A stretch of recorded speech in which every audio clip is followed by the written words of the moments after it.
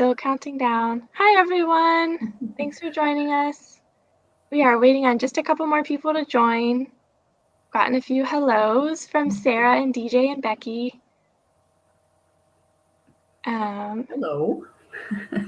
We're here with Denise Heinze, and she's going to be talking about the brief and true report of Florence Temperance Flowerdew. Sorry, I mess up her first and last name sometimes, but she is an amazing character. Hi, Kirk. All right, we've got a few more people waiting to come on, so we're just going to hang on for a minute. This is Denise's third event, she said, so we're very happy to have her. And we do have a couple of fun things. This is actually my first Crowdcast event, but I have helped with a few others with our organization. So we are loving it so far. It has some great features. Hi, Chris. There's a button on the bottom that says buy Denise's book. So that actually purchase link is directly to our website. So that directly benefits, of course, both Denise and us. So we'd really appreciate that. There's also a donate button at the bottom of the screen. We do pay for these platforms, so we super appreciate any little bit that you can give to help us maintain these great events and platforms. And we are, of course, a nonprofit, so any donation helps.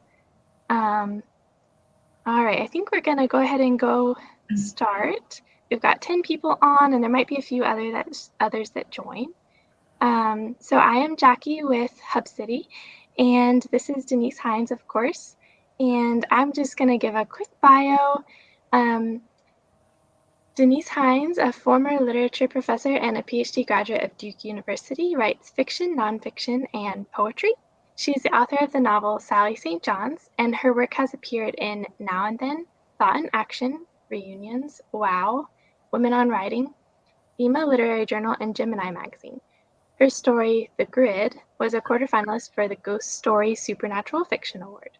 The Brief and True Report of Temperance Flowerdew is her second novel and was a finalist for the University of New Orleans Press Publishing Lab Prize. A descendant of Louisa May Alcott, she lives in North Carolina, and she's joining us from just outside of Durham today. So thank you so much for joining us, Denise, and she has a couple readings and a little talk for us today. Hi, Jackie. Thanks again for moderating, and thanks to Hub City for hosting this event. And thanks for everybody who's joined. I wish I could see all of you in person, and I would love to see Hub City. I will in the near future, I hope. But these are strange times, and we're lucky we have this technology so that we can still connect. I wrote the Brief and True Report of Temperance Flowerdew because I love history. And I've loved history ever since I can remember. And I started by reading history as a kid. And I remember vividly in my family, my parents subscribed to, I think it was called an American Heritage series of books. And you get a new one every month. And they were so fascinating. And I remember, I don't know, I was 9 or 10 years old when I got the book that had the article about Abraham Lincoln and his assassination. And I remember as a child being stunned by that. I could not imagine how that could happen to a president, let alone why anybody would be compelled to do that. And so at a very young age, history has just been something that has intrigued me, but also been entirely elusive. And that's the compelling nature of it, is that we can read about history, but we can never experience it. It's always out beyond our grasp. And so something as traumatic as Abraham Lincoln's assassination is something that I think that you read about and relive in hopes that it could be undone. But of course it can't. But the yearning is always such that you say, if only he hadn't gone to the theater that night, or if only someone had stopped John Wilkes Booth from entering the theater. So there is that hook that history has that has stayed with me. So I guess the natural progression from reading about history most of my childhood and into my young adulthood was to write about it. Because if it's that elusive, how can I bring it closer to me? And so I think that was one of the reasons I made a right turn toward writing historical fiction. And the Brief and True Report of Temperance Flower Dew is really a culmination of a lifelong interest in history. I've always loved 19th century American history. Jamestown was something I was mildly interested in, but not overwhelmingly so, until I saw this story about Jamestown on the History Channel, and particularly the early years, 1609, which was referred to as the starving time. That was so fascinating that at that moment I was hooked and I had to learn more about it. So that led to a lot of research. And eventually I found out some information about the two main characters in the novel, Temperance Flower Dew and Lily, who actually existed and were there at Jamestown. And I knew at that point I had a novel. And so the first scene I'm going to read from is the setting, so to speak, of Jamestown itself. Because in order to write historical fiction for me, I had to first imagine what it would have looked like, how I would have inhabited that space, so that I can recreate that for the reader. And also to bring it closer to me in terms of just creating a reality that would jibe with the facts that I was learning about Jamestown. So in this scene, which is fairly early in the novel, the settlers of the Third Supply, which was a flotilla of ships sent to Jamestown to replenish it, arrives at the mouth of the Chesapeake Bay. They've disembarked. They're getting in these little boats called pinnaces, and they're going up the James River to see it for the first time. And of course, on this pinnace is Temperance Flower Dew and Lily, and it's from her perspective that we actually see Jamestown for the first time. And if anybody happens to have a copy of your book with you, I am on page 36. Welcome, August 1609.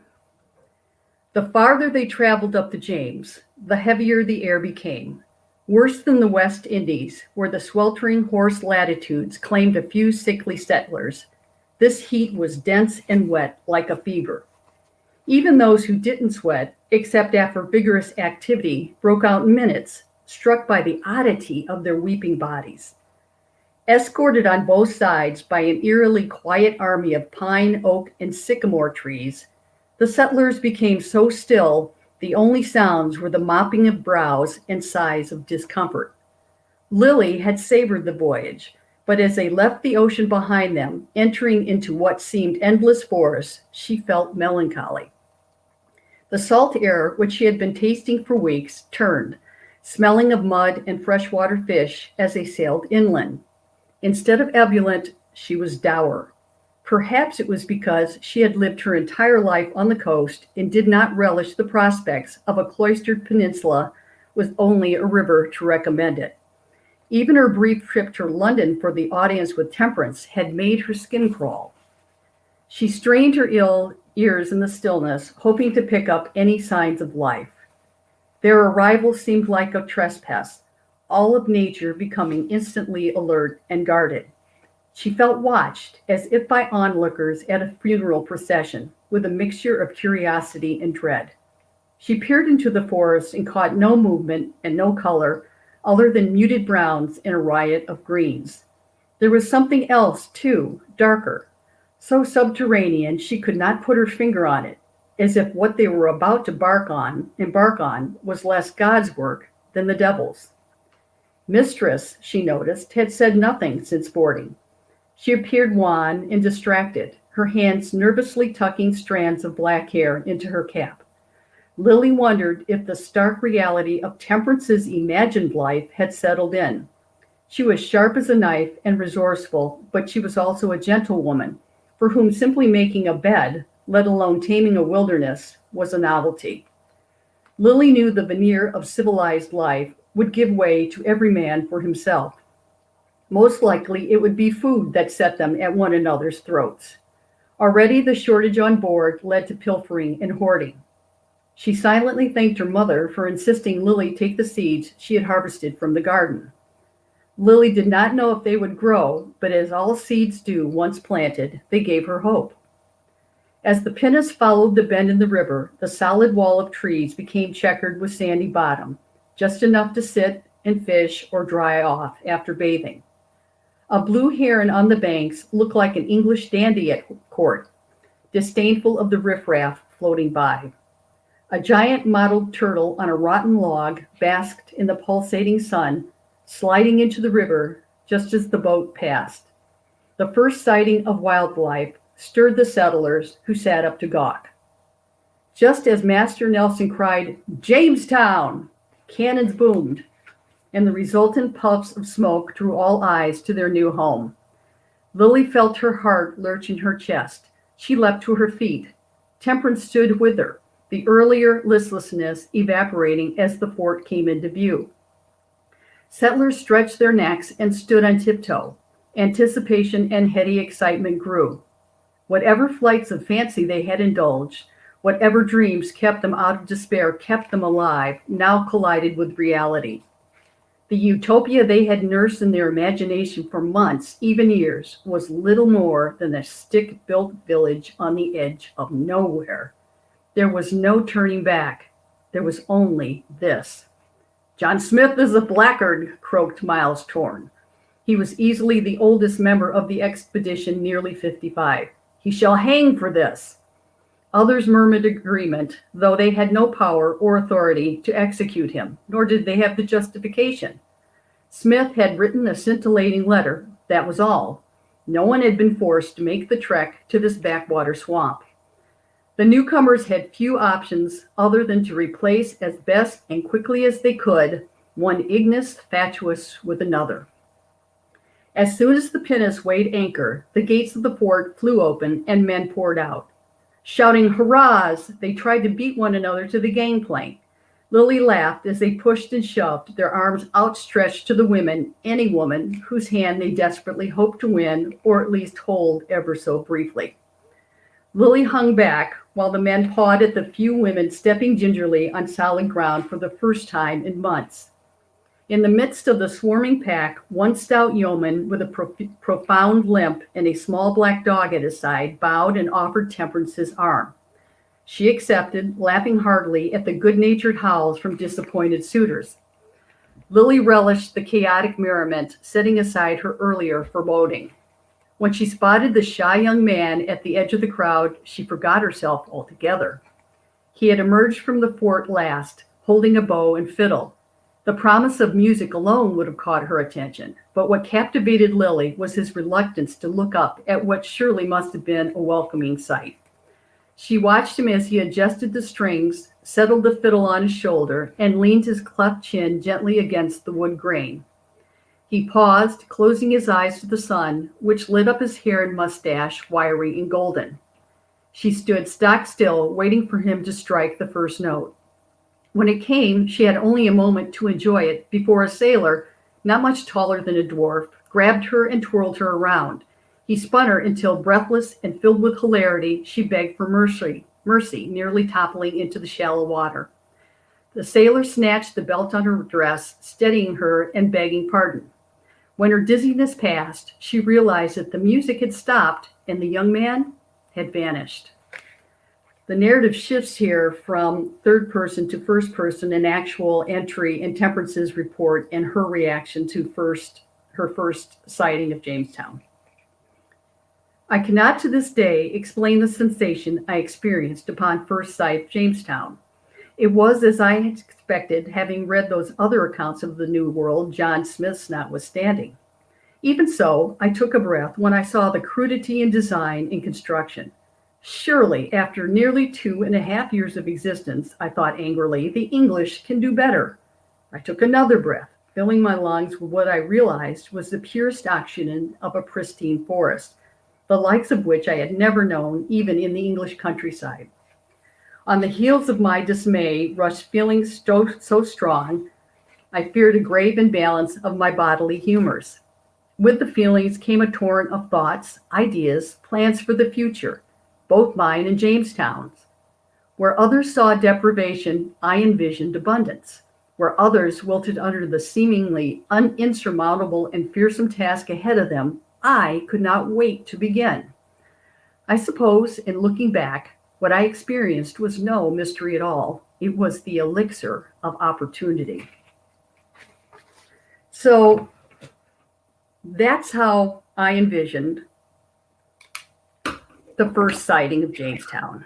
And whether it's accurate or not, who knows? But it's a combination of historical fact, research, and a novelist's poetic license to fill in the gaps. So while the setting is so critical to the novel, at really the emotional and spiritual heart of this novel is the relationship between the two women, Temperance Flowerdew, and her servant girl, Lily.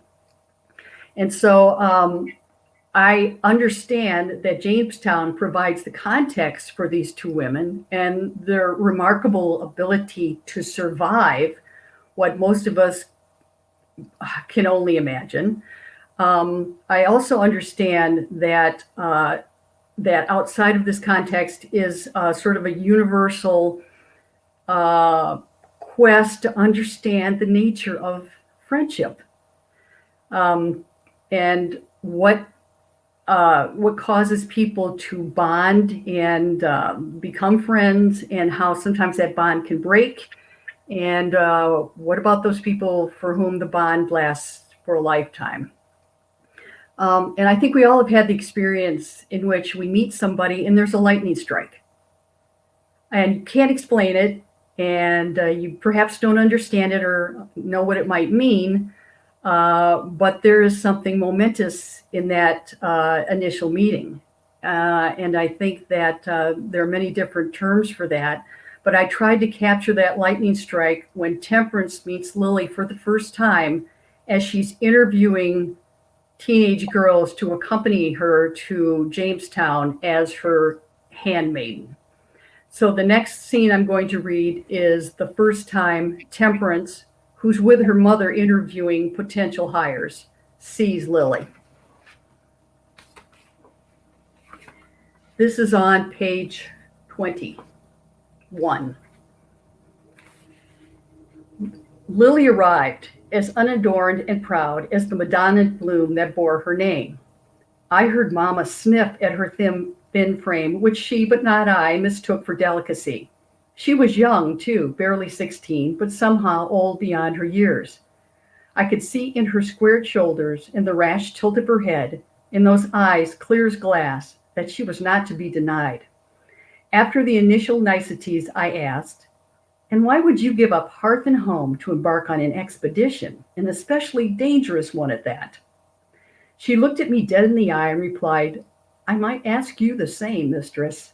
"Impertinent," my mother huffed, whilst I laughed. "What makes you suitable for the position?" I asked. "Have you any schooling?" "3 years, mistress," she said, "afore my family needed me to work." I noted a hint of resentment, but I wasn't sure to whom it was directed. "And what are your skills?" Mama injected. "I will keep your daughter alive," she replied.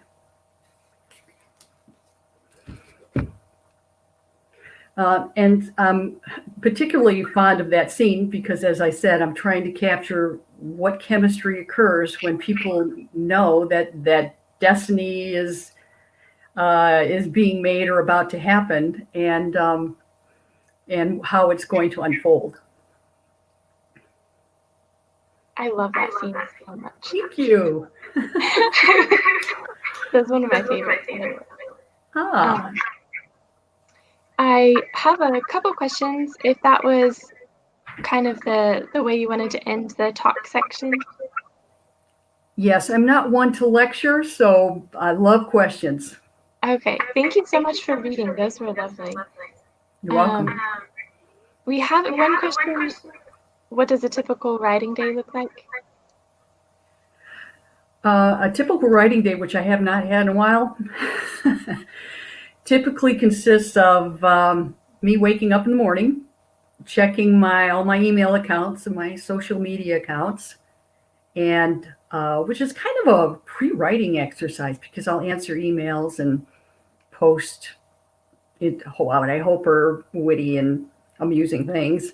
And then after that, I'll spend the hours between 10 and 12 writing, take a break, a kind of a long break, and then my afternoon session will consist of anywhere from writing from 2 to 4 or 3 to 5. That's when I'm writing in the initial phase, when I'm creating the first draft. Revision time is a little different. I might be spending more time writing as opposed to not. But typically that's a writing day for me. It doesn't sound like a lot, 4 hours, but 4 hours of writing a day is really demanding. And you've been writing full time for a few years, you said, right? I have, yes. That's wonderful. Becky asked, hold Hi, on, Becky. there's a little background noise. There we go. How challenging was it to write the powerful descriptions of starvation? I had no idea, and your writing was so descriptive. I read it all cover to cover in one sitting. Ah, thank you, Becky. Ooh, the um, the starvation was very challenging. I typically enjoy writing upbeat, inspiring scenes, but in order to get to that point, I had to write through the starvation period. And so, yeah, that was really very difficult. And I didn't have a whole lot to draw on. Who would? So I had to really sort of imagine what it would feel like to be that hungry. And I did read accounts of people who have endured starvation, and that helped. Um, but it was a sort of an excruciating process to have to put down in words what these people suffered, and yet I felt I had a duty to them because if they hadn't gone through that, I'm not sure that the settlement might have survived, and that was the beginning of the country. Thank you. How long, I was going to ask a little question about how long it took to do research, I guess, and about that particular topic. Um, where were you finding the accounts to look into that? Um, the reason that it's called The Brief and True Report of Temperance Flowerdew, the novel, is because I taught a lot of accounts, firsthand accounts of settlers and colonists to the what's termed the New World. And so those firsthand accounts were really useful in terms of my research. There were no firsthand accounts that I know of that were written by women about Jamestown. So I thought, well, here's my opportunity.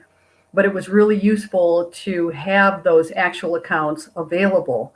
Um, they help me hear the characters' voices, they help me understand the different language uses, and provided a lot of context within which to create Temperance's report.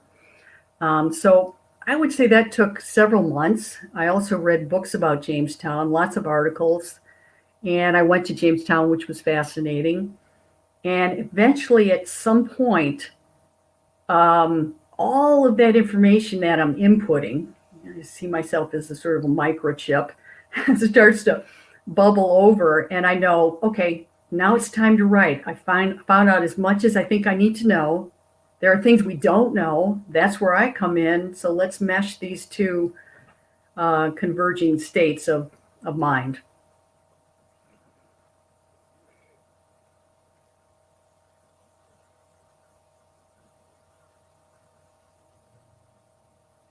Okay, excuse me, Jackie. I can't hear you. So sorry, I forgot. Oh, that's okay. Better I you have than me. I have to mute you when I'm talking and me when you're Okay. talking, or there's like a background noise. Oh, One okay. second. Okay. The next question was from Kirk. The initial perspective of Jamestown as an elixir of opportunity speaks volumes about Temperance's character and personality. Did she see things the same way at the end of the novel? And can you answer that without giving anything away? Ah, yeah, that's a really good question. I hope that she grows and changes, and that she's not a flat character, that she's dynamic. Um, and I would say that absolutely she has. There are a few moments in which she understands that even though there is boundless opportunity, there are also unending boundaries and obstacles and barriers. And so she's got to learn to navigate around that. But you know what? That's called life. And so, from the initial euphoria that she feels when she sees this vast continent that she thinks is at her disposal, she hits the nitty gritty reality of what she's up against. And I think that her character is forged in that fire to a great extent, so that she comes out on the other side as a much more mature uh, and wise individual. She's got to be enabled in order to survive.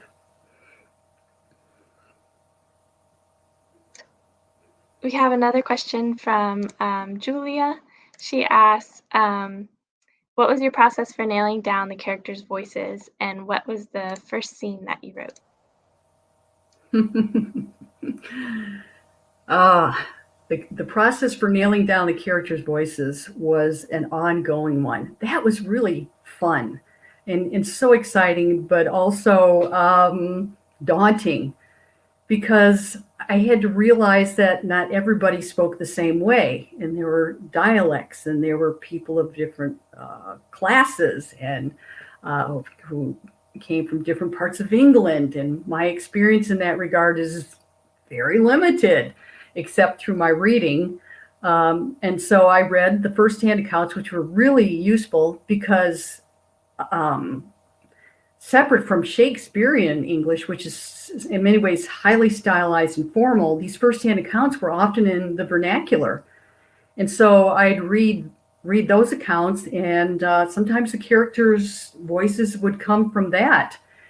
And that process of trying to understand who might speak which way really came from a lifetime of reading, but then narrowing my focus as I got closer to creating the characters by reading Puritan accounts, Puritan sermons, firsthand accounts, reports, Shakespeare's works.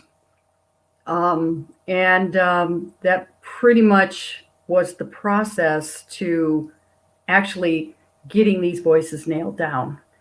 Would I hear the voices in my head? Well, I'd hear myself talking to myself, but trying to imitate some of these language patterns and nuances, and that helped. But once you start writing the character in a particular voice, it kind of takes over, and what you've absorbed through your reading just kind of comes out in the dialogue. And the first thing I wrote, oh my goodness, I don't remember. I would probably say, oh yes, I do remember. Yep, the first scene was the first entry in Temperance's report, where she's sitting down at her table to confess pretty much what she has experienced and been through and been a part of. So I started with her voice, and then the rest of the novel came manifested around that. I'm sure it was hard to use voices that you don't hear every day in the writing. So did talking out loud help at all? Well, if I admit to that, you might think, ooh, she's. People read their work out loud to themselves sometimes for editing. So Right. No, that's a really good question. I'm being facetious. No, I never did say it out loud, but that's probably would be a really good strategy, actually. I mean, it sounds like it kind of developed naturally, so that sounds even better than talking out loud. Another question from Becky actually was, She said, I really enjoyed Lily's knowledge of herbs, plants, and animals. What was that research like for you, and why did you choose to include that aspect? Hmm. Um, that was really interesting. I grew up on in a big family, and my grandma lived next door in her little cottage, and she had a garden, and she grew all kinds of things, most of which we could eat because that was very practical.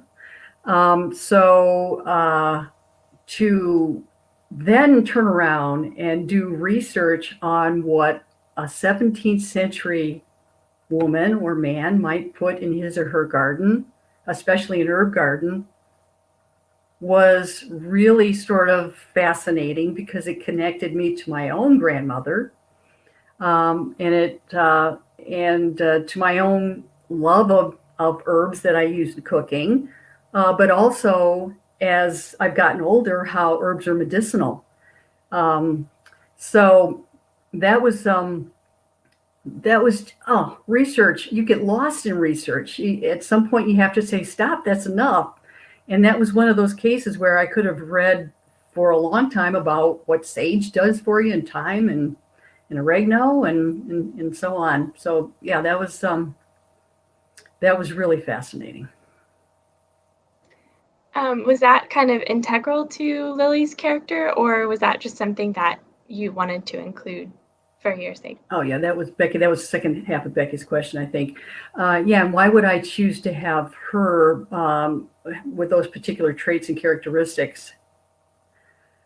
Um, because Lily, to me, is kind of a Mother Earth figure. She's so connected to nature. She's so true and real, that I thought one of the best ways to illuminate or exemplify that aspect of her character was to have her actually engage in and be part of the land and the earth, and to be the tiller of the soil and the planter of the seeds, and the woman, the person who provides sustenance to the other settlers at the fort.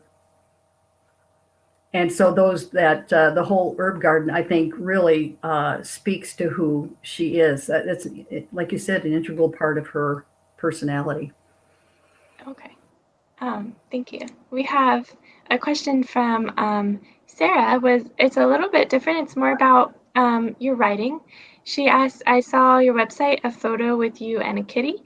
Does your cat provide support, comfort, and inspiration when you're writing? No.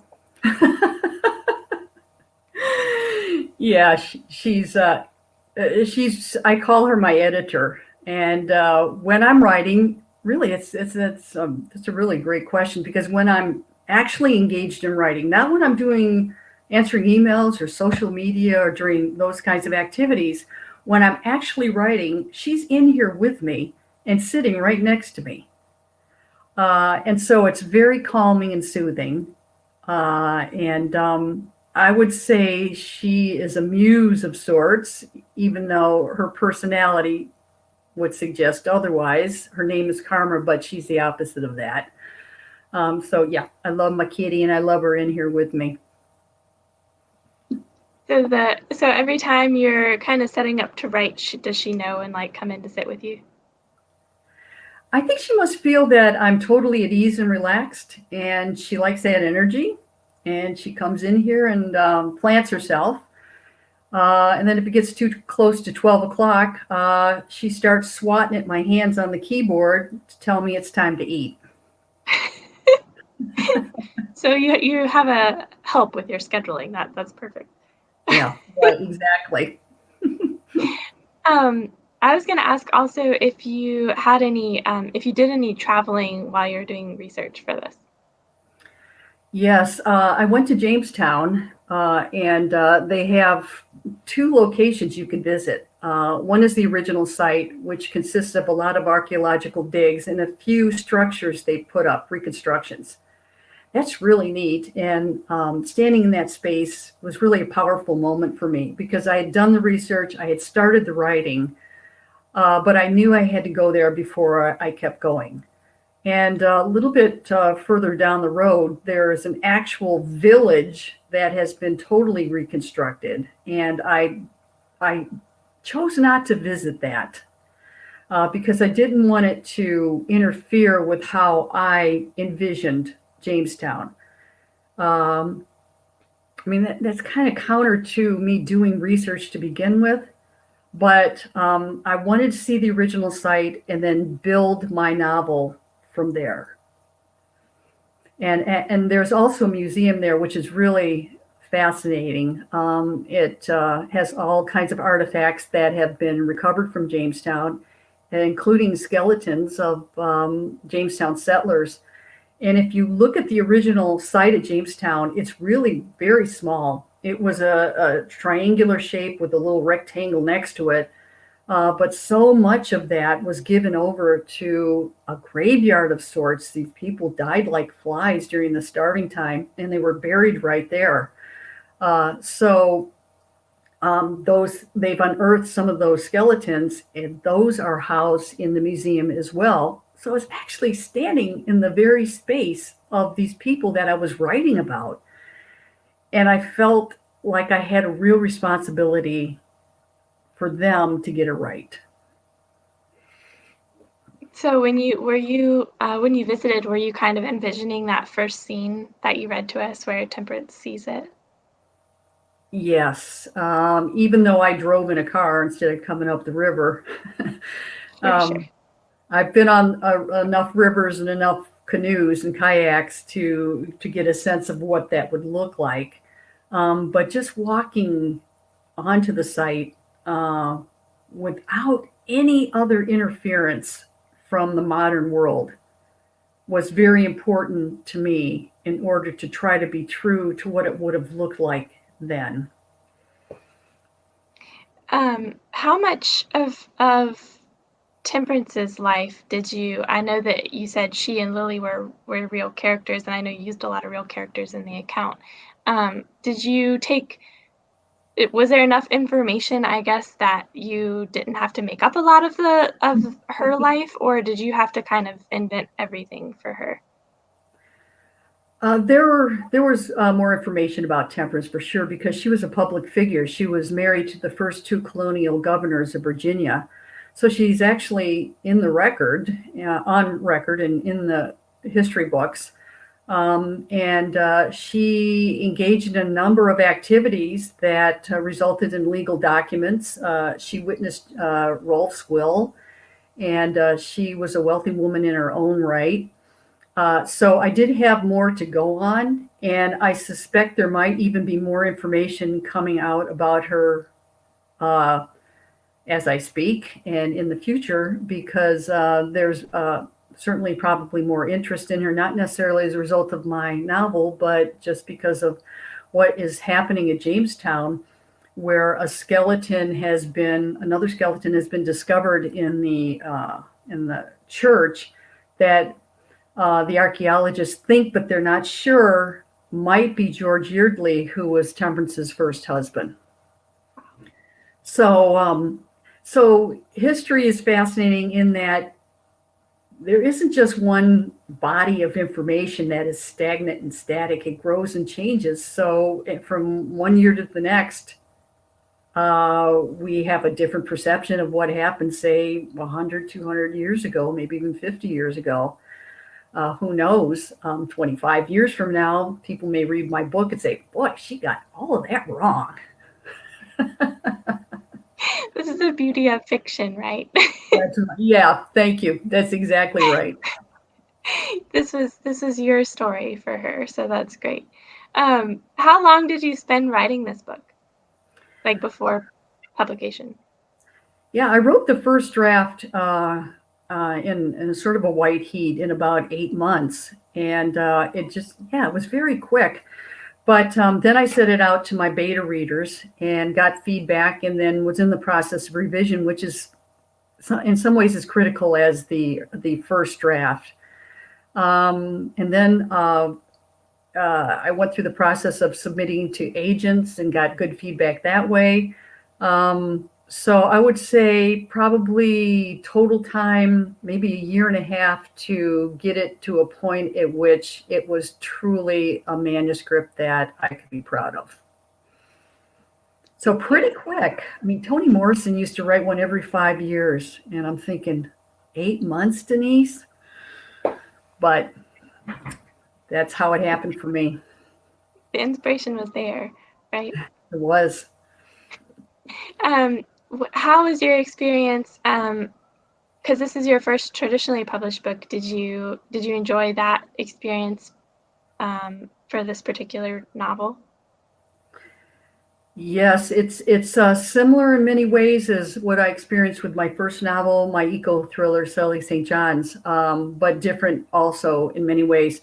With a traditional publisher, I just feel like I have a whole team just supporting me, and they've been wonderful. Blackstone has been wonderful. My agent Julia Livshin has been fantastic, and then all the folks that are involved in the whole publication process. I mean, it's just amazing.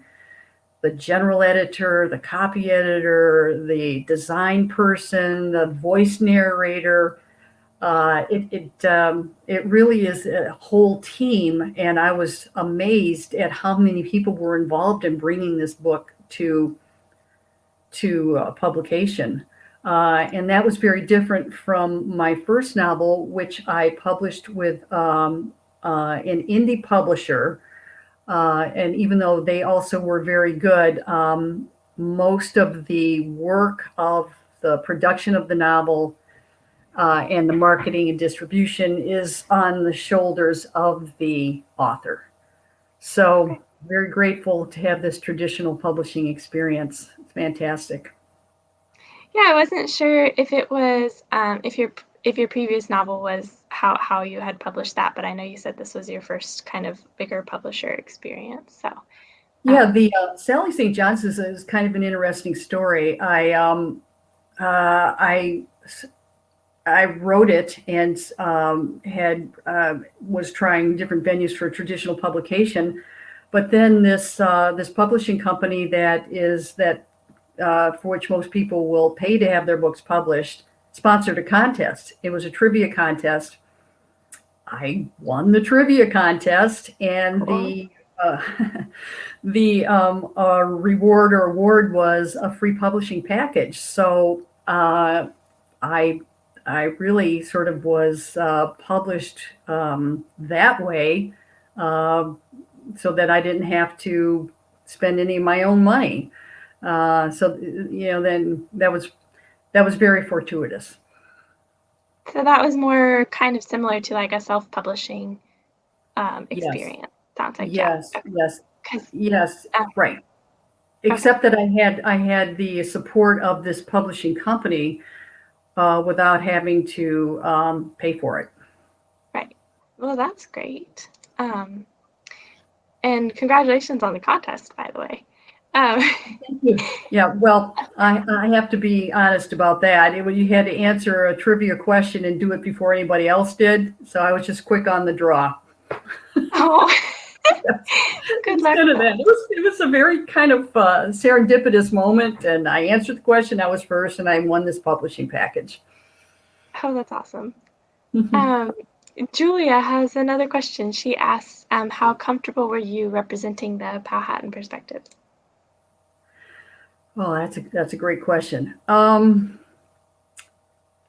I was very respectful and of understanding my position as an Anglo American trying to characterize and recreate a Native American population. And of course, it was imperative that I did that because there would be no Jamestown without the Powhatans. They over and over again saved them from absolute devastation. But I understand that from my positioning,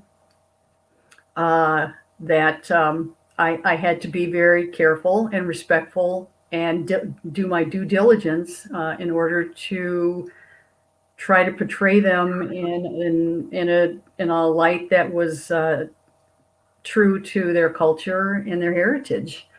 And to that end, I taught a lot of Native American literature when I was a professor.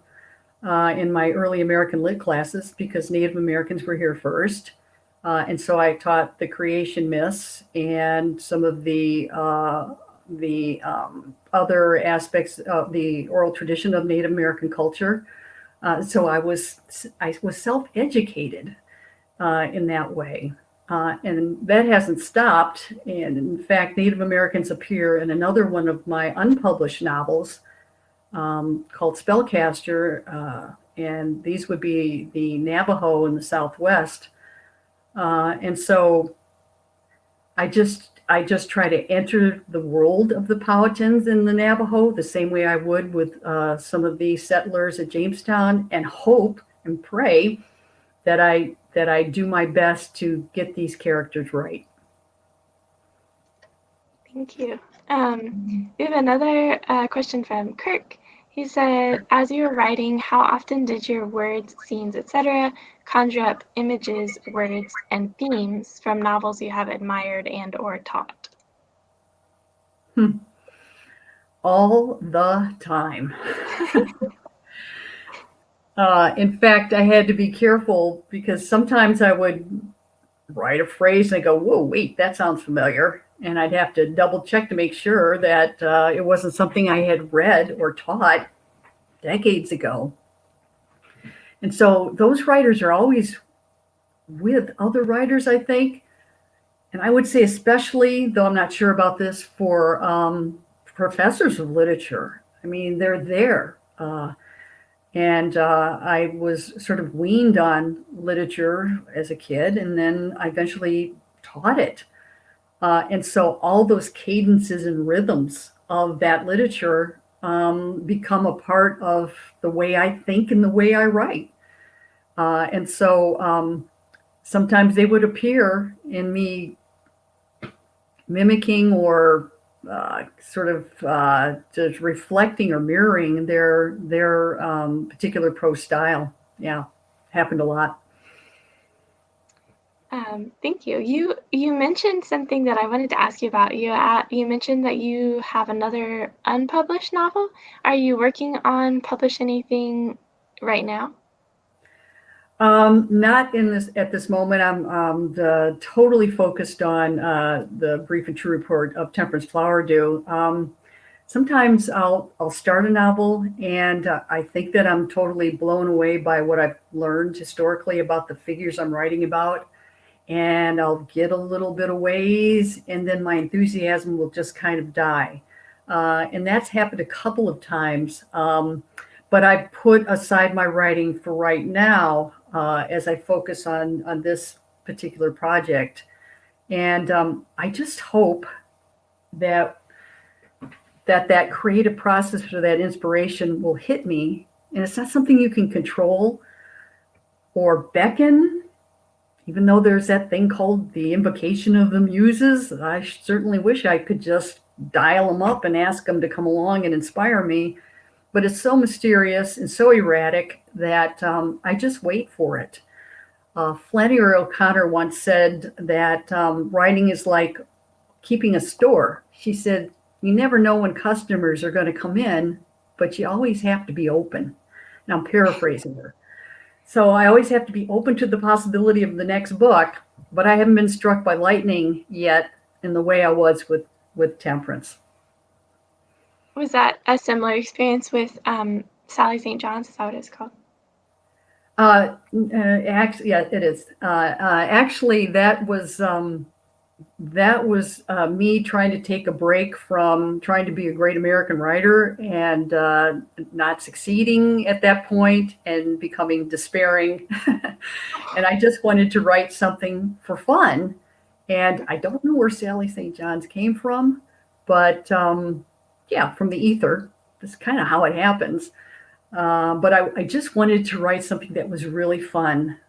I had read a novel, taught and read a novel called "I Am Not Sidney Poitier," and and I taught it to students a few years ago, and it was just rollicking fun. And I said, I'm going to write something like that just to bring the joy back into the writing process, and I did, and that really helped. And then came Temperance. Um, I have my copy right here, by the way. Oh, yay!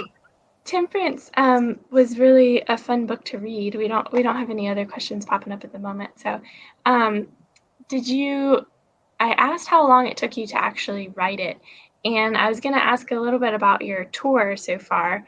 Um, how long ago did you get accepted for publication, and did you expect an in-person tour at the time, or has touring during pandemic times really upset you or disappointed your kind of intentions for this? I think it's been about 2 years since from contract to release, or yeah, approximately 2 years. And yeah, the lifelong dream is the book tour. That's the payoff for sitting in a room by yourself day in and day out, making up stories that at that point in my life nobody was reading. you know, I began to wonder if people questioned my sanity because that's what you're doing. So the book tour is what you do to celebrate after the book is out. So not being able to come to Hub City or the other bookstores or to see my readers in person uh, is really challenging, but it is. These are the times we live in, as I said when we first started. And I'm just glad that we have this technology. And I know that eventually, with a vaccine, that this virus is going to lift, and I will have my opportunity to go to bookstores and give readings and talk to people and enjoy that aspect of the writer's career, because really that's really what you dream of, is to see the person holding your book and ask and you and the reader are really literally and metaphorically on the same page in that moment, even a perfect stranger. Have you gotten any like notes from readers or anything about your book, or like emails or anything? Yeah, I've gotten quite a few, and it's really, that's really very gratifying. And I've made a pledge to answer every single one of them. Not that I've been so overwhelmed that I can't do that yet, but for someone to take the time to read the book, send me a personal message, and tell me that it was a good read, or it was gratifying, is what writers live for. Did I do something to make your life a little better? Did I give you a reprieve from the difficult aspects that surround us today? Did I inspire you? Did I make you laugh? So getting those notes means a lot. Well, I hope you get more after tonight. Thank you for. I was wondering. I'm sure you have gotten a few, but it's really really fun to hear people get on here. I'm sure and say, "Hey, I really enjoyed your book." So um, we have a question from Leslie. If there's going to be an audio version. Oh, yeah. There is an audio version. The voice narrator is, her name is Justine Eyre, like as in Jane Eyre. Justine Eyre. She's wonderful, and I believe the audio is on CD, but I'm not sure that it's available on CD yet. But definitely, you can order an audio book. And Justine Eyre speaks with a classically trained British accent, and it's just absolutely beautiful. She's fantastic. Did you have any kind of input in who read it, or was that kind of chosen by the publisher? Oh, yeah, I actually was able to select from three, I guess you would call them auditions. All three of them were fantastic. Blackstone is known for their audiobooks. And it was a pretty difficult decision, but yeah, I got to select. Awesome. I posted a link to it in the chat. Oh, To, great, if thank you. anybody, if Leslie, if you're looking for how to purchase that, it's directly to Blackstone's site, and it should tell you how to get the audio version. Again, you can buy the print version, which is signed by clicking the little button on the bottom. We have about 5 minutes if there's any other questions, or if Denise, you had anything you wanted to kind of wrap up with, or did you have anything else you wanted to mention? Or No, I'm just wondering. I'm just waiting to see if there are any more questions. Sure. Becky says, great book and looking forward to your next project. Thank you, Becky. And I'm certainly looking forward to finishing it. I was trying to finish it before, and it wasn't for lack of interest. I was staying up too late trying to finish it last night. It was so fun. Yeah, I think that's probably all of the questions for now. So thanks again, everyone, for joining us. And thank you so much, Denise, for coming. You guys had some really wonderful questions. And Denise, your readings and everything were just lovely. Thank you so much. Well, Jackie, thank you so much again for moderating, and for everybody who joined in. Wonderful questions, and what a pleasant way to pass an hour. Thank you so much. Thank you again. And thanks again, everyone, for coming. And I'm going to go ahead and say bye for tonight. And you can also watch it over at this link if anyone missed it. All right. Have a good night, Denise. Thank you so much. You too. Bye-bye.